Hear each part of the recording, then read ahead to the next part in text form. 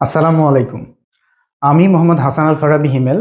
আমি একজন consultant professional psychologist. আমাদের ১০ পর্বের ঘুমের সিরিজের আজ ৬ নাম্বার পর্ব।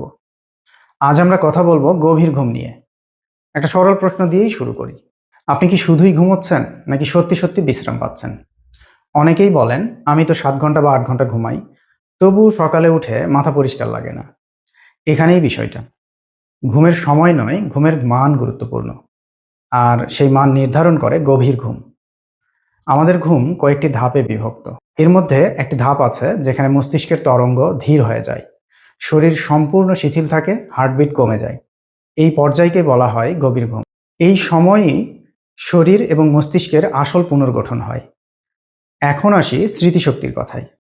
দিনে আপনি যা শিখলেন, যা পড়লেন, যে অভিজ্ঞতার ভেতর দিয়ে গেলেন, সবকিছু প্রথমে অস্থায়ীভাবে জমা হয় মস্তিষ্কের একটি অংশে, হিপোক্যাম্পাস।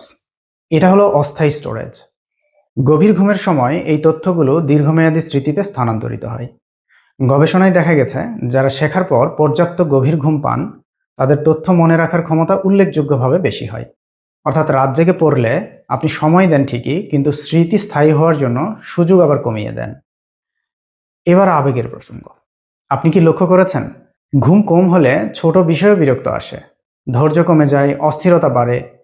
কারণ গভীর ঘুমের সময় মস্তিষ্ক আবেগের ভারসাম্য ঠিক করে।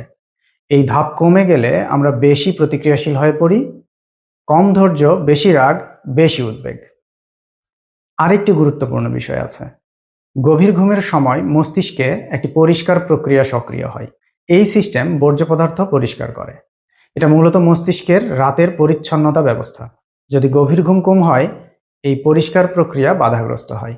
দীর্ঘমেয়াদে এটি মানসিক ও স্নায়বিক স্বাস্থ্যের উপরে প্রভাব ফেলতে পারে। এখন প্রশ্ন হলো, কিভাবে গভীর ঘুম বাড়াবেন? প্রথমত, প্রতিদিন নির্দিষ্ট সময়ে ঘুমোতে যান। দ্বিতীয়ত, ঘুমের আগে অন্তত ১ ঘন্টা স্ক্রিন ব্যবহার কমান। তৃতীয়ত, সন্ধ্যার পর ক্যাফেইন কমান। চতুর্থ, নিয়মিত হালকা ব্যায়াম করুন। পঞ্চম, ঘর অন্ধকার ও নীরব রাখুন। গভীর ঘুম জোর করে আনা যায় না, কিন্তু সঠিক পরিবেশ দিলে শরীর আপনা আপনি নিজেই সেটা তৈরি করে। শেষ করার আগে একটা কথা মনে রাখুন, ঘুম সময়ের অপচয় নয়, এটা আপনার মস্তিষ্কের বিনিয়োগ। আজকের গভীর ঘুম আগামীকালের পরিষ্কার চিন্তা, স্থিতিশীল আবেগ এবং শক্তিশালী শরীর নিশ্চিত করে।